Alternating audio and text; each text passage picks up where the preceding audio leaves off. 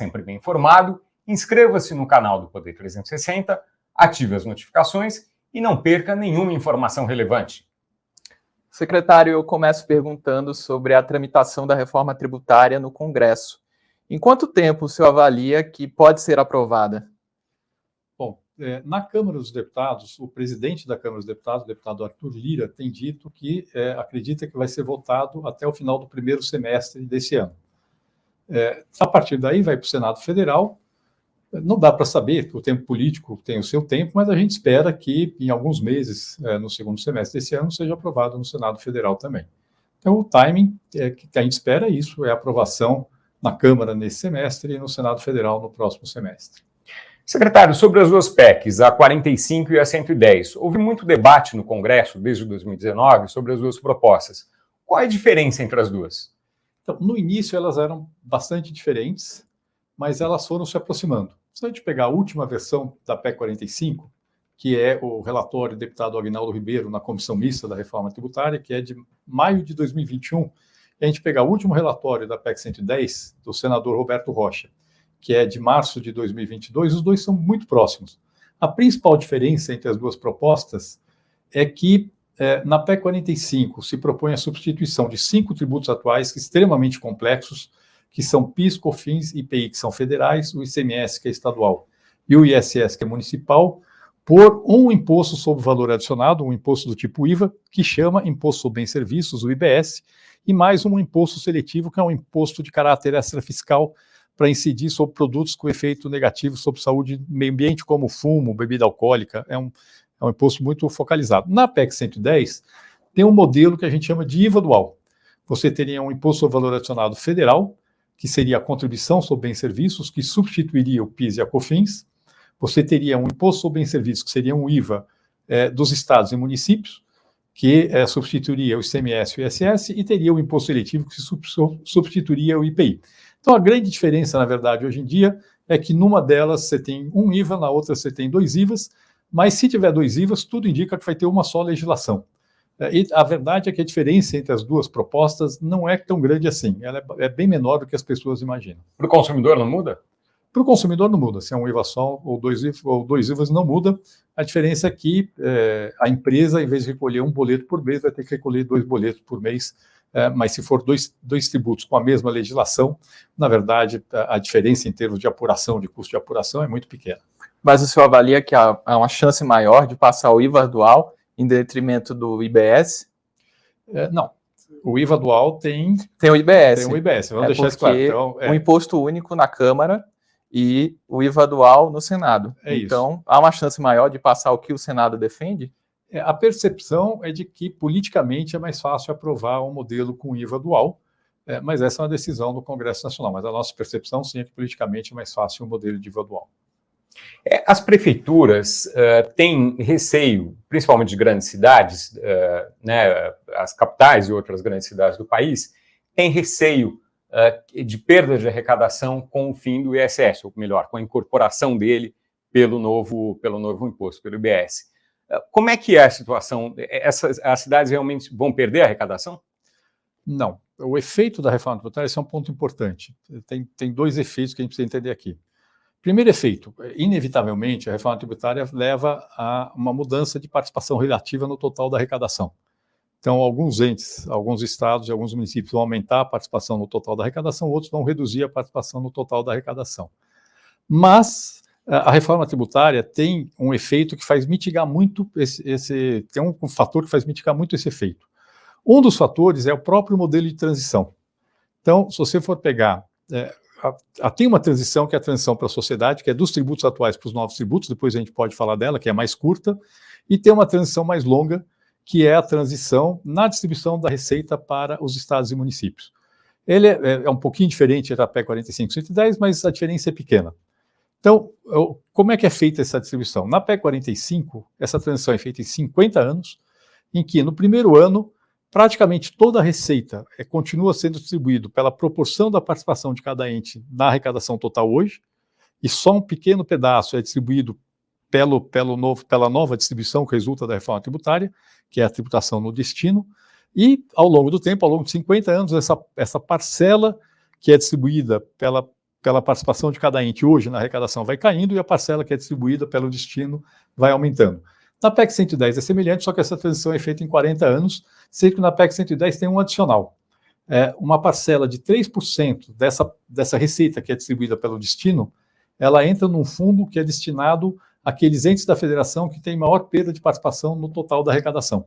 Então, só isso já tem um efeito enormemente de mitigação muito grande ao longo do tempo dos efeitos da reforma tributária sobre as finanças dos entes subnacionais.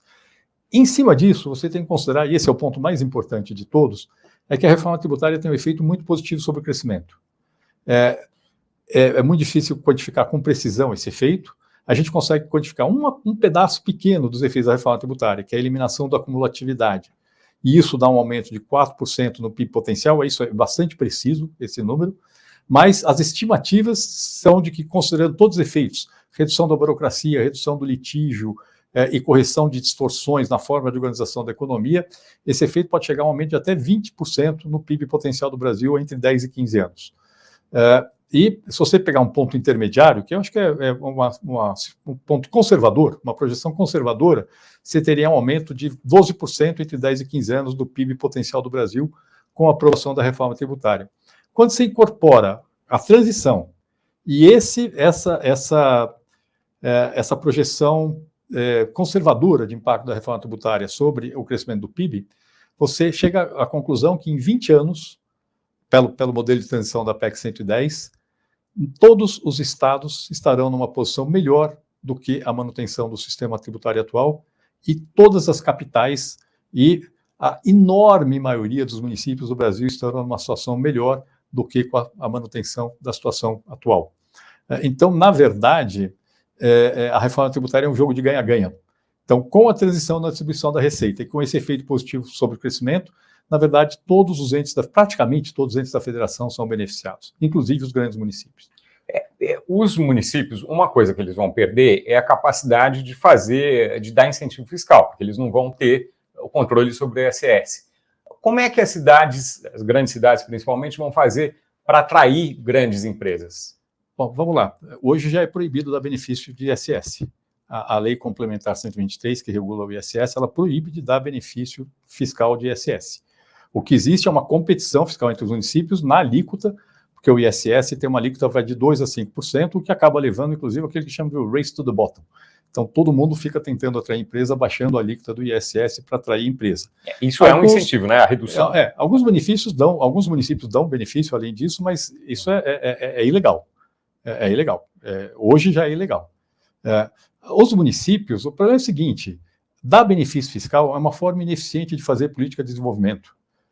O que o país ganha se Barueri fica dando benefício para roubar uma empresa de São Paulo? O país perde. O país perde. Quando você dá esse tipo de benefício, ele perde a arrecadação e não ganha nada. A empresa vai continuar sendo a mesma. Ela só vai decidir onde ela vai estar. A mesma coisa vale para os benefícios de ICMS. Hoje, os benefícios fiscais de ICMS, todos os estados da federação dão, todos, inclusive os mais desenvolvidos. E o que acontece é que o estado A dá um benefício para roubar a empresa que sem o benefício iria se instalar no estado B, e o estado B dá um benefício para roubar a empresa que sem o benefício ia se instalar no estado A. Então, na verdade, eu só montei a estrutura produtiva do jeito errado, porque eu aumentei o custo de logística, porque para eu produzir no estado B, aquilo que é mais eficiente produzir no estado A, eu tenho um custo maior, e vice-versa. Então, o efeito final é que o país não cresce. Se você for olhar o Brasil está sem crescer, com crescimento praticamente nulo da produtividade há décadas. A indústria brasileira, que há 20 anos atrás representava mais de 20% do PIB, hoje representa 11% do PIB, a indústria de transformação. 11% do PIB. Um dos principais fatores pelos quais a gente está nesse processo de industrialização é o nosso sistema tributário. Então é muito engraçado, porque o Estado sai falando, eu estou dando benefício para me desenvolver a minha indústria. Só que o desenho que permite ele dar esse benefício é um desenho que faz com que o país se desindustrialize. É a disputa de uma parcela, é uma briga ferrenha entre os entes da federação por uma parcela de um bolo que está encolhendo. É isso que está acontecendo hoje no Brasil. A reforma tributária quer corrigir esse modelo e, em vez de fazer políticas de desenvolvimento com benefício fiscal, ela propõe ter um fundo de desenvolvimento regional, recurso orçamentário, para os entes da federação, estados e municípios poderem fazer, os mais pobres, sobretudo, poderem fazer sua política de desenvolvimento de uma forma mais eficiente, por exemplo, investindo em infraestrutura. Se eles quiserem, eles podem investir em infraestrutura. Se quiserem dar benefício para uma empresa, eles podem dar. Mas provavelmente ele vai querer dar benefício para uma empresa que tem vocação para ir para lá e não roubar uma empresa que não tem vocação de ir para lá, que tem um custo muito alto e pouco benefício para ele em termos de geração de emprego e de renda. E quanto vai ter esse fundo? Tá definido? Ele está, na PEC 45 ele não está detalhado, na PEC 110 ele está detalhado, ele seria financiado com 5% da arrecadação do IBS, o que daria a preços de 2022 uns 40 bilhões de reais, que seria o montante disponível para esse fundo de desenvolvimento regional. Ele é crescente ao longo do tempo, então ele é isso que eu esqueci de avisar, tem uma transição dos tributos atuais para os novos tributos. A transição é mais rápida para o PIS/COFINS, é imediata nas duas PECs, e depois, um pouco mais tarde, você começa a transição do ICMS e do ISS, com redução progressiva da alíquota do ICMS e ISS e um aumento progressivo de uma alíquota que chama alíquota de referência do Imposto sobre Bens e Serviços, do IBS, de forma a manter a carga tributária constante. Essa transição garante a manutenção da carga tributária. E é nesse processo de transição, nesse momento de redução da alíquota do ICMS e do ISS, que vai crescendo essa parcela que é alocada no Fundo de Desenvolvimento Regional. Por falar na alíquota de referência, o governo tem mencionado um percentual de 25% dessa alíquota. E alguns serviços apontam a possibilidade de maior carga tributária com a criação desse imposto. É o caso das escolas. Como evitar, então, que o novo tributo se torne um fardo para alguns setores? Tá, vamos aqui por partes. Primeiro ponto, o que as PECs garantem é que a alíquota vai ser aquela que mantém a carga tributária atual. Isso está garantido nas duas PECs. 25% é uma estimativa que foi feita na época que eu estava, antes de vir para o governo, o Centro de Cidadania Fiscal, a gente estimou que essa seria a alíquota que seria necessária num sistema com poucas exceções para manter a arrecadação atual como proporção do PIB. Só que não é 25% do jeito que a gente pensa hoje. É 25% do preço sem imposto, porque uma das características dessa reforma tributária é da transparência do imposto. Como faz no resto do mundo. A alíquota incide sobre o preço sem imposto. Aqui no Brasil, uma jabuticaba total, a gente cobra imposto sobre o preço com imposto. Que é por dentro, né? Aqui no Brasil é o que a gente chama de tributação por dentro, e essa tributação, como o resto do mundo faz, é a tributação por fora. Então, só para ter uma ideia, que 25% corresponde a 20% do preço com imposto. Então, para a nossa cabeça, é 20% e não 25%. Primeiro é isso. Segundo, essa alíquota é o que nós já pagamos hoje de imposto. Só que a gente paga sem saber o que está pagando. Então, por exemplo, uma conta de luz que tem 18% de ICMS e 9,25% de PIS/COFINS, já contando a redução do ICMS em função da Lei Complementar 194 aprovada no ano passado, isso corresponde a uma alíquota por fora de 34,3%. Então, o que a reforma tributária faz é redistribuir a carga tributária. E isso ela faz. A linha básica das duas PECs é ter uma alíquota uniforme para todos os bens e serviços. Qual alíquota vai ser? Aquela que mantém a carga tributária e não ter benefício fiscal. As duas PECs prevêem já algumas válvulas de escape. Então, por exemplo, se a gente pegar o relatório do deputado Aguinaldo Ribeiro na PEC 45, ele já prevê lá, durante um período de 12 anos, um tratamento favorecido para alguns setores, como serviço de saúde, serviço de educação, produtos agropecuários, agroindustriais. Então, já tem algumas válvulas de escape que estão previstas nessas duas PECs. Outro ponto que é importante, os setores tendem a subestimar o quanto eles pagam de imposto. Esse é um ponto bem engraçado. Antes da gente começar a discutir a ideia de uma PEC que vai ter uma alíquota uniforme para tudo, todo mundo falava que pagava muito imposto. Todo mundo falava que pagava muito imposto. Na hora que você começou, então vamos agora migrar para uma alíquota uniforme para todo mundo. Falar, eu pago pouco. É engraçado, né? Todo mundo pagava muito imposto antes, agora todo mundo paga pouco imposto. Não sei se vocês perceberam isso. Eu vou dar um exemplo, setor de medicamentos. Uns anos atrás, conversando com eles, falaram, não, a gente paga uma alíquota de 37%. Falei, é alto, né? Vai baixar, né? A hora que a gente começou a discutir uma alíquota uniforme, não, a gente paga muito menos que 25%. Então, eles pagavam alguns anos atrás 37%, hoje eles pagam menos de 25%.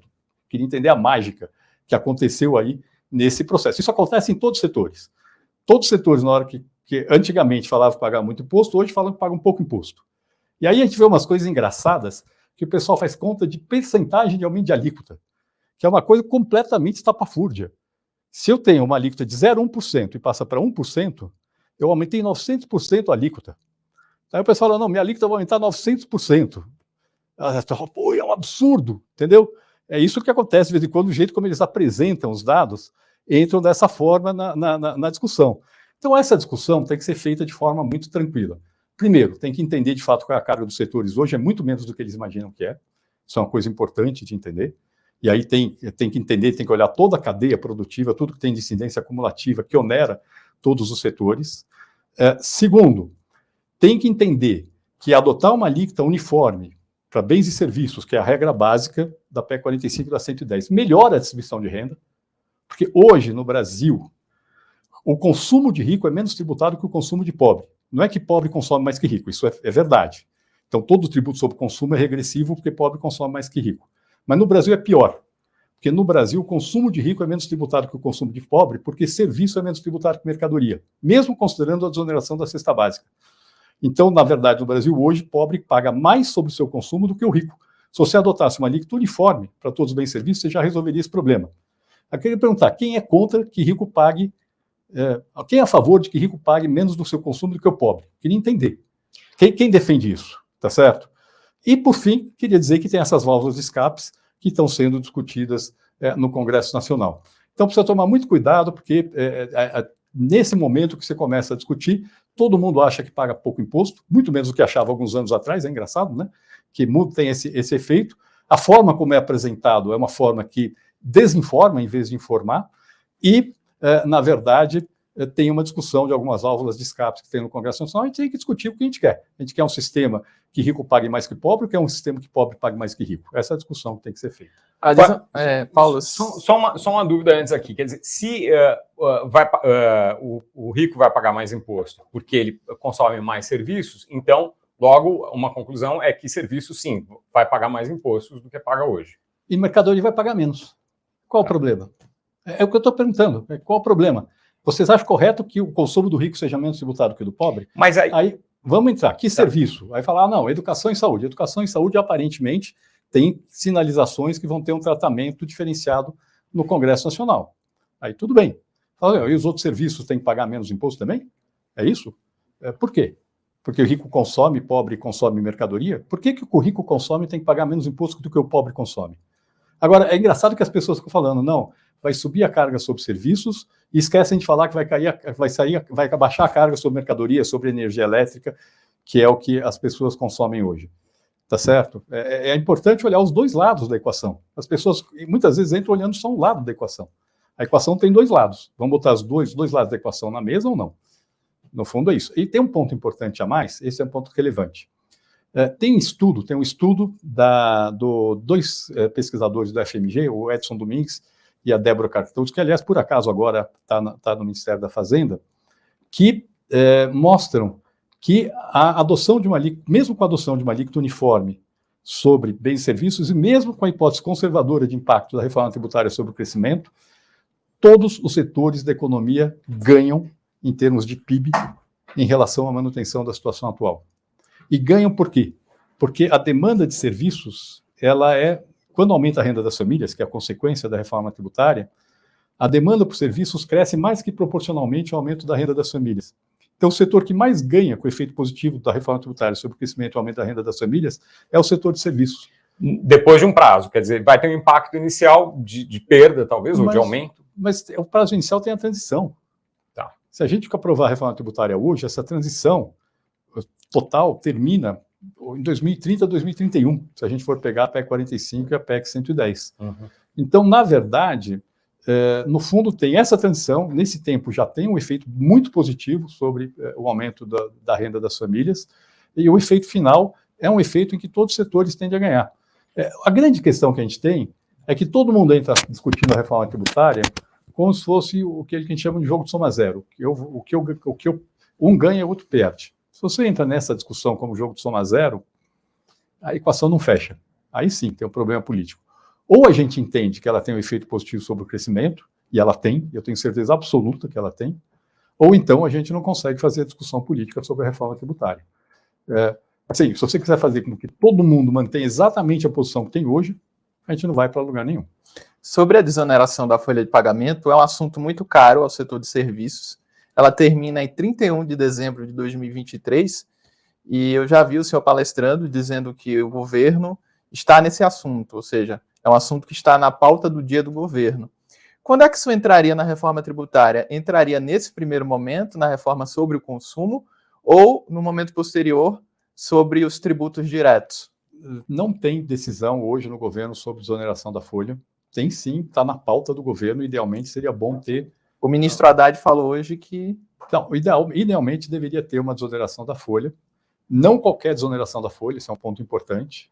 Não é simplesmente redução linear de contribuição sobre folha. A boa desoneração da folha, aqui minha opinião pessoal, não é a opinião do Ministério, é uma desoneração focada, sobretudo, na parcela dos salários correspondente a um salário mínimo, porque isso tem um impacto muito positivo sobre formalização. A informalidade se concentra na baixa renda, essa pejotização que a gente está vendo, inclusive, de baixa renda, de substituir empregado por MEI, resulta muito do alto custo da formalização do trabalhador de baixa renda.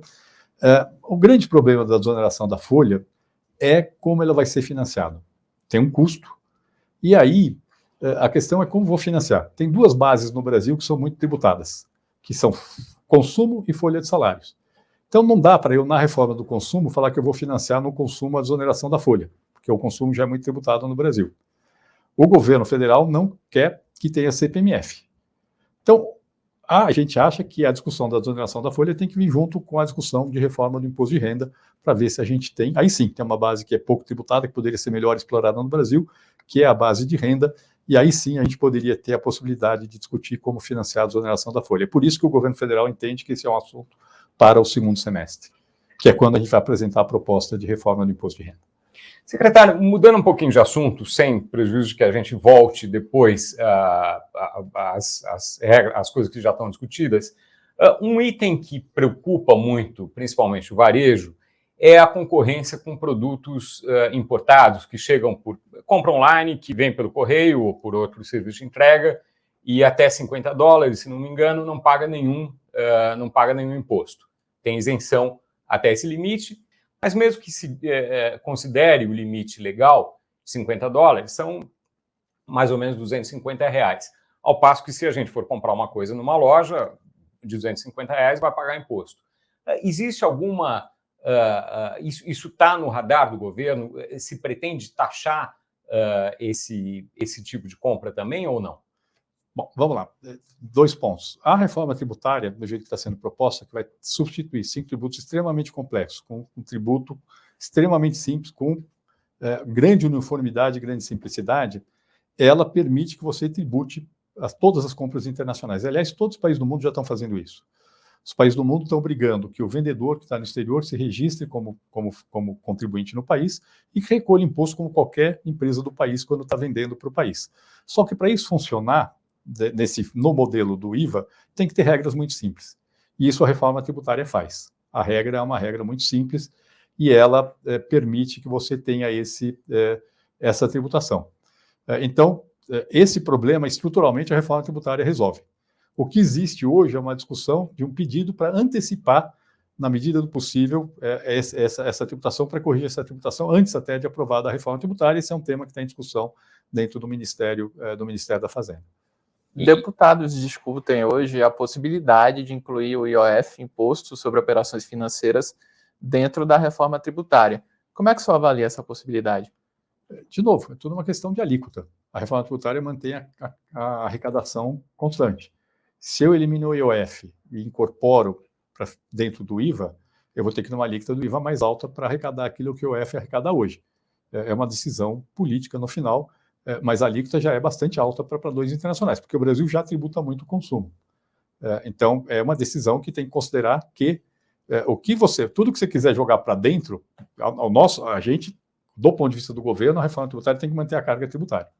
A gente não quer que suba de jeito nenhum a carga sobre o consumo, isso é um ponto de honra para o Ministério, mas infelizmente a situação fiscal do país hoje não permite que se reduza a carga do consumo. No futuro, quem sabe dê para diminuir sim, tá? Mas no curto prazo não dá para diminuir a carga sobre o consumo. Então, quanto mais, essa é uma coisa importante da gente entender, quanto mais tributos eu quero jogar para dentro do IVA, maior tem que ser a alíquota para manter a arrecadação. Segundo, e esse é um ponto importante, na discussão no Congresso Nacional, vem pressão para o setor X ou o setor Y terem um tratamento favorecido. Como eu falei, na política provavelmente vai ter algum tratamento favorecido. Mas todo setor que vai pagar menos vai ter que tomar alíquota mais alta para os outros para poder manter a arrecadação. Eu acho que isso é muito importante ficar claro no debate político, que não tem como um setor pagar menos se os outros não pagarem mais, porque a reforma tributária mantém a carga tributária no nível atual. Como a gente mencionou em algumas reportagens e outros também, quer dizer, ainda que, de modo geral, não exista grande mudança, para alguns setores muito específicos, quer dizer, no caso de uma escola que não seja pelo Simples, tal, enfim, tem um aumento muito grande.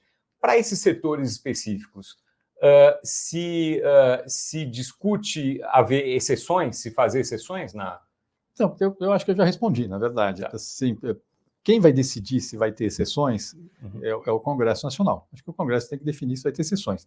Tem sinalizações, se a gente for pegar o parecer do deputado Aguinaldo da PEC 45, as discussões que ocorriam. Na PEC 110 não tinha, no último relatório, não tinha definição de setores, mas no texto do parecer tinha. Entrava, sim, saúde e educação.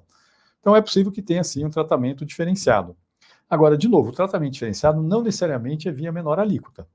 Você pode, por exemplo, sei lá, um aluno que está no ensino básico, ao invés de dar uma menor alíquota, em que, na verdade, se eu pego um aluno que paga R$800 de imposto, eu estou dando um benefício proporcional a R$800. E pego um aluno que está numa escola que custa R$10.000 por mês, eu estou dando um benefício em termos absolutos muito maior. Por que não fazer, dentro desse modelo, um sistema de devolução do imposto para as famílias com um limite? Então, você, nesse caso, poderia, por exemplo, desonerar completamente o serviço de educação de um aluno que paga R$800 por mês para estar na escola, uma família de classe média baixa, por exemplo, que faz um esforço enorme para não for, e a família que tem R$10.000 para pagar por mês para o aluno estar na escola vai pagar um imposto mais alto, você dá o mesmo desconto que você vai dar para outra família. É um exemplo, não estou dizendo que vai ser isso. Seria como uma faixa de isenção do imposto de renda, por exemplo. É como uma faixa de isenção, aí você consegue introduzir progressividade mesmo na desoneração setorial. Não estou dizendo que vai ser isso, estou dizendo que existe essa possibilidade como uma forma de você desonerar, por exemplo, a educação. O que é interessante, porque você faz progressividade. Então, fala assim, para a família de classe média baixa, a desoneração pode ser total. Para a família rica, a desoneração vai ser só uma parte, vai ser pequena, às vezes, o que ela está pagando, e eu acho que é correto. Não está errado esse tipo de modelo. Mas, no fundo, isso é uma decisão que vai ter que ser feita no Congresso Nacional. A nossa função do Ministério da Fazenda é mostrar os prós e contras de diferentes alternativas, tá certo? Redução de alíquotas outros, versus esse modelo, por exemplo, e mostrar o quanto diferentes alternativas têm de impacto sobre a alíquota dos outros setores, que eles vão ter que aumente a alíquota vai ter nos outros setores, para poder contemplar esse tratamento favorecido para algum setor. Essa é a nossa função, de dar uma base técnica para a discussão política que ocorre no Congresso Nacional. No caso da saúde, como é que seria a exceção, digamos assim? Também não está definido. Em alguns casos, dá para aplicar esse mesmo modelo. Por exemplo, plano de saúde. Tudo bem, talvez com valor em função de idade, porque a gente sabe que o custo da saúde é crescente com a idade, tá certo? Mas, a rigor, nesse caso dá. Em outros casos é mais complicado. Se eu tive uma despesa muito grande concentrada no hospital, aí tem que pensar quais são as alternativas para poder dar um tratamento. Agora, não falta falar, não estou dizendo que vai ter. Estou dizendo que tem sinalizações no Congresso de que pode ter, e o que nós fazemos é avaliar diferentes alternativas de como, eventualmente, se caso venha a ter uma decisão política de dar um tratamento favorecido para a saúde e educação, de como ela poderia ser implementada. Agora, se tiver muitas exceções, aí é um problema, né? Quer dizer... Isso. Tá. Se tiver muita exceção, a alíquota do resto da economia fica... Tem dois problemas. Tem um primeiro problema, é que a exceção cria complexidade. A complexidade cria litígio, a complexidade aumenta o custo burocrático de pagar imposto. Um dos grandes objetivos da reforma tributária é simplificar enormemente, uma regra extremamente simples. Tudo que você vende tem débito, tudo que você compra dá crédito, uma regra extremamente simples de aplicação do mecanismo da reforma tributária. E, desse ponto de vista, quanto menos exceção tiver, melhor. Uma regra mais uniforme possível, você reduz enormemente o litígio, o custo burocrático de pagar imposto. Só para dar um exemplo, tem um estudo do fisco da Suécia. Na Suécia tem 4 alíquotas de IVA, e uma propensão a litígio muito menor que no Brasil, tá certo? Tem um estudo fisco da Suécia de que a adoção de uma alíquota uniforme lá na Suécia reduziria em 30% o custo burocrático de apurar o imposto na Suécia. Aqui no Brasil o efeito seria muito maior. Queria deixar isso claro, entendeu? Então, a gente tem que pensar que o ideal é ter o mínimo possível de exceções, e o segundo fator é que, Quanto mais exceção tiver, mais tratamento favorecido, maior tem que ser a alíquota dos outros setores para poder manter a carga tributária. Um assunto no radar do governo é a taxação de apostas esportivas online. Isso deve se dar via medida provisória, o ministro Haddad já falou a respeito, mas esse assunto é discutido dentro da reforma tributária também? Existe essa possibilidade? Nesse momento, esse assunto não está sendo discutido na minha secretaria, está sendo discutido na Receita Federal. Então, eu não vou falar de um assunto que não está comigo. Mas a reforma tributária, do jeito que ela está montando, permite sim você tributar de uma forma adequada do IVA situações como essa de apostas. Tem mecanismos, já tem vários países que fazem, inclusive, já tem forma de implementar isso. Então, dentro da reforma tributária é possível, mas tem uma discussão em paralelo que está sendo feita na Receita Federal, mas aí não é da minha área de competência. O senhor mencionou o aumento do PIB potencial. A que isso se deve? Por que a reforma tributária traria isso? Tá bom. Ela se deve a 3 motivos principais. O primeiro deles é a simplificação do sistema. A simplificação tem 2 efeitos. Um dos efeitos é reduzir o custo burocrático de pagar imposto, tá certo? E o custo burocrático de pagar imposto no Brasil é provavelmente o mais alto do mundo. Tem aquele estudo do Banco Mundial que uma empresa média brasileira, empresa de porte médio, gastava 1.500 horas por ano para poder simplesmente cumprir com burocracia tributária, e o grosso disso é em função dos tributos indiretos que estão na reforma tributária, enquanto que a média mundial era 260 horas. Então, assim, é uma coisa absolutamente absurda. Você vai conversar com qualquer empresa brasileira, porte um pouco maior, ela tem 70 pessoas, 100 pessoas, 200 pessoas trabalhando em burocracia tributária, enquanto que uma empresa de mesmo porte em outros países tem 10 pessoas. Tá certo? Então, o custo do burocrático pagar imposto no Brasil é enormemente alto. Então, a reforma tributária certamente tem um efeito muito grande desse ponto de vista. Segundo, a complexidade do Brasil hoje gera litígio. O litígio tributário no Brasil provavelmente também é o mais alto do mundo. Então, assim, tem um estudo do INSPER que mostra que todo litígio tributário no Brasil, federal, estadual, municipal, na esfera administrativa e judicial, chega a 75% do PIB, o estoque de matéria em litígio. Desse 75% do PIB, 20% é o que está na esfera administrativa. Aí a gente tem comparação internacional. A média da América Latina é 0,19% do PIB. A média dos países do OCDE é 0,28% do PIB em litígio na esfera. O nosso nível de litígio na esfera administrativa é 100 vezes maior do que o resto do mundo. 100 vezes maior. E, óbvio, isso tem custo. Custo para o contribuinte, custo para o poder público, porque tem que ter uma estrutura enorme, tem custo para as fazendas, para os fiscos, tem custo no judiciário, uma parcela enorme do trabalho judiciário é para lidar com isso, uma parcela enorme do trabalho judiciário é execução fiscal, tá certo? E tudo isso tem custo. Tudo isso reduz muito com a simplificação do sistema tributário. Segundo fator pelo qual a reforma tributária beneficia o crescimento é a eliminação da cumulatividade. O que é cumulatividade? No bom imposto sobre valor adicionado, você desonera completamente exportação, desonera completamente investimento, tributa a importação como se tributa a produção nacional. O efeito disso é que você tem um tributo sobre consumo. Embora ele seja cobrado ao longo da cadeia de produção, proporcionalmente ao valor adicionado em cada, só cobrando aos pouquinhos ao longo da cadeia, ele tributa só o consumo. A soma aquilo que o consumidor está pagando é a soma de tudo que foi pago em cada uma dessas etapas da cadeia. E quando você tem um sistema totalmente não cumulativo, você desonera exportação, desonera investimento. No Brasil, por uma série de falhas, seja tributos cumulativos, como é o caso do ISS, seja por falhas nos tributos não cumulativos, a gente está onerando tributação, está onerando investimento. Então, só a correção desse fator, como eu já falei, dá 4% de aumento no PIB potencial. O terceiro fator é que o nosso sistema tributário distorce completamente a forma de organização da produção, com um custo muito grande para a sociedade. Então, a gente tem benefício tributário no Brasil que serve para um caminhão dar uma volta. Ele sai com uma mercadoria de um estado, vai até outro e volta para o estado onde ele saiu. Esse é o nosso sistema tributário hoje. Tá certo? Eu só estou dando um exemplo que é uma racionalidade absurdamente clara, tá certo? Tem outras que não são. No Brasil, é muito mais barato construir, do ponto de vista tributário, construir um prédio de concreto armado do que um prédio com estrutura pré-fabricada. Embora um prédio com estrutura pré-fabricada possa ser mais eficiente do que um prédio feito com concreto armado. Distorção do sistema tributário. Tudo isso, na verdade, é perda de produtividade. O custo burocrático de pagar imposto, o custo do litígio, que além de ter custo, gera insegurança jurídica, a insegurança jurídica reduz o investimento, a acumulatividade e todas essas distorções na forma de organização da economia. Quando você corrige todos esses problemas, e a reforma tributária corrige todos eles, você tem um efeito muito positivo sobre o crescimento. Está nos planos do governo tributar o carbono? Não está, assim, não tem o que, assim, o governo defende, isso está na própria Constituição, que combustíveis fósseis têm uma alíquota mais alta do que combustíveis renováveis. Isso é claro, a forma como isso vai ser implementado não está definido, mas tem uma preocupação da indústria de usar o imposto seletivo para fazer isso. Eu não veria problema de fazer isso dentro do POP-IBS, dentro da CBS. A reforma tributária já prevê que a tributação de combustíveis seja feita de forma, por unidade, né, por litro, de forma nacionalmente uniforme e monofásico, tributar na saída da refinaria ou na importação.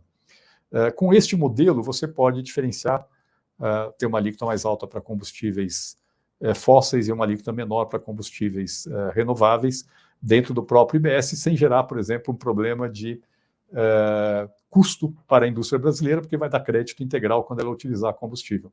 Então, essa previsão de ter diferenciação na tributação de combustíveis fósseis e combustíveis renováveis existe, ela está na Constituição hoje, aprovaram uma emenda constitucional no ano passado, colocando isso. Eu acho que nem precisaria estar na Constituição, mas está na Constituição, e o governo, obviamente, defende essa medida. A forma de fazer está em discussão, mas eu acho que é mais fácil fazer dentro do próprio IBS e da CBS do que fazer isso por outros mecanismos. Secretário, essa entrevista está chegando ao final. Uma última pergunta sobre o cashback para a população. Como é que funcionaria isso? Tá, esse é um ponto importante. A reforma tributária, tanto a PEC 45 quanto a 110, prevê esse sistema de devolução do imposto para as famílias de baixa renda, que é o que a gente está chamando de cashback hoje. Como é que vai funcionar o cashback? Não está definido. Tem várias alternativas, a gente está estudando experiências internacionais, a gente está conversando com o Ministério do Desenvolvimento Social. Agora mesmo, essa semana eu estive lá no Ministério do Desenvolvimento Social para discutir com a equipe do Ministério do Desenvolvimento Social qual seria o melhor desenho. Não está definido nem qual é o público-alvo, nem como é que é a forma que vai ser implementada. Mas o Brasil tem os instrumentos para implementar. A gente já tem um instrumento que você dá o seu CPF quando você faz a compra, a gente já tem os cartões dos programas sociais, no qual você pode acreditar. Não necessariamente o público-alvo vai ser só dos programas sociais, pode ser um público-alvo maior, eventualmente. Não precisa ser só quem está no cadastro único dos programas sociais, pode ser eventualmente um público-alvo maior. O que a gente tem é uma grande vantagem que a gente está começando a discussão agora, e se você aprovar a emenda constitucional esse ano, provavelmente a primeira mudança que é do PIS/COFINS vai ser lá em meados de 2025. Então a gente tem 2 anos para desenhar, muito bem desenhado, esse modelo de uma forma que seja a mais eficiente possível.